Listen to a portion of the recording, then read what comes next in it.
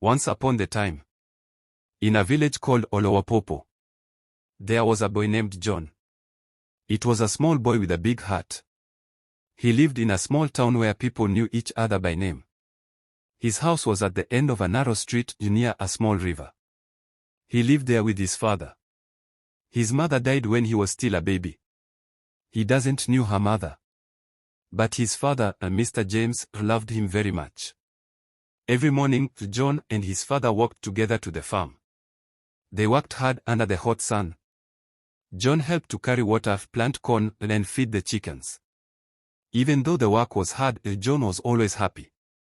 His father told him, "Work hard, learn well, and one day you will be great." John also went to school. He loved school very much. His best subject was maths. He could count faster than any boy in his class. He also loved reading books. He wanted to be a doctor one day. He said, "When I grow up, I will wear a white coat and help people who are sick." But one morning, something bad happened. It was a Saturday morning. John and his father were on the farm planting yams. The sun was hot, but they did not stop. Suddenly, John's father held his chest and fell down. "Daddy!" John shouted. "Daddy, get up." John ran to him and shook his body. But his father did not move. His eyes were closed. John cried out for help. Some men working nearby heard him and came running. They carried Mr. James to the town clinic. The nurse checked him and shook her head. "He is gone," she said softly. John cried and cried. He could not believe his father was dead. He felt like his heart had broken into many pieces. From that day, John was alone. He had no mother. Now he had no father. Some neighbors brought him food. Some helped him sweep his small room. But nobody had enough money to take care of him fully. He stopped going to school. He stopped smiling. He stopped playing with his friends. Every night, he sat by the small lamp in his room, looking at the photo of his father. "Why did you leave me, Daddy?" he whispered. Many days passed. One hot afternoon, something strange happened. A big black car stopped in front of John's house. A tall man came out. He wore a clean suit and dark glasses. He looked around and asked, "Is this where John lives?" "Yes," the neighbor said. "He is inside." The man walked in. John was sitting on the floor fixing his torn sandals. He looked up and saw the tall man. "Hello, John," the man said kindly.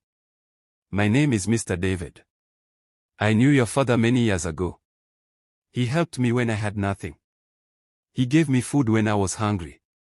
Now, I have come to help you." John looked at him with wide eyes. "Help me?" he asked. "Yes," Mr. David said. "I will pay your school fees. I will take care of everything. From now on, you will never miss school again." John stood up slowly. Then he ran and hugged the man tightly. "Thank you, sir. Thank you so much," he cried. From that day, John's life began to change. Mr. David bought him new clothes, a school bag, and nice shoes. He moved John to a better school where he could learn well. John began to smile again. He worked hard. He listened to his teachers. He studied day and night. He never forgot his father's words. He told him, "Work hard, learn well, and you will be great." Time passed. John finished primary school. He passed his exams. Mr. David was so proud of him. "You are a bright boy," he said. "You are going far." John entered secondary school. It was not easy. The school was big. The work was much. Some boys laughed at him because he was poor before. But John did not care. He had a dream. He wanted to be a doctor. Every morning, he woke up early. He read his books. He never missed school. Even when he trained, John walked to school with his umbrella. His teachers liked him. They said he was respectful and smart. In school, something else happened. One day, a big fire broke out in the science lab. The fire spread fast. Students ran and screamed. But one boy, Tim, was trapped inside. Nobody wanted to go in. John looked around. He saw a bucket of water. He grabbed it and ran into the smoke. Tim. Where are you? He shouted. Tim coughed and pointed. John poured water on the fire near him and helped him out. Both of them came out coughing but alive. Everyone clapped for John. He was a hero. The school wrote about him in the newspaper. Mr. David smiled when he read it. You are not just smart, he said. You are brave. John kept doing well in school. He passed his final exams with flying colors. He was the best student in his class. The whole town celebrated him.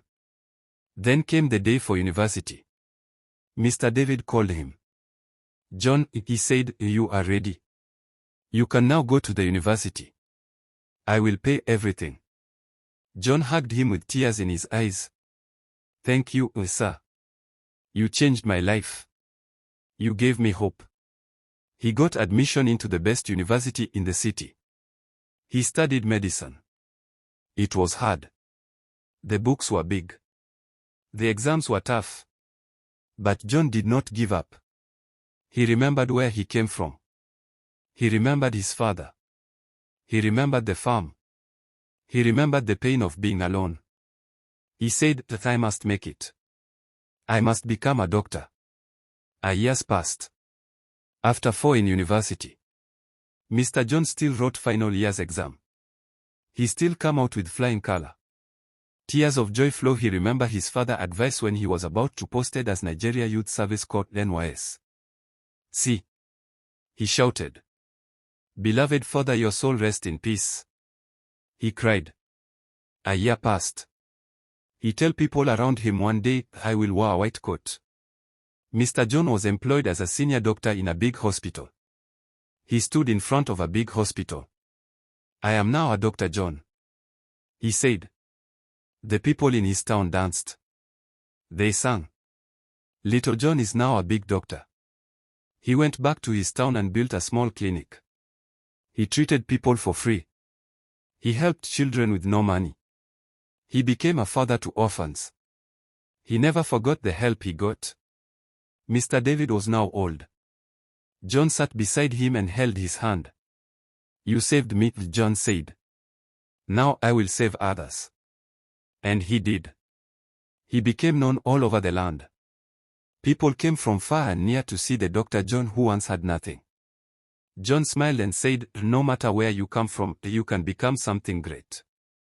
If you believe in yourself, please subscribe. And don't forget to comment what did you learn about this story.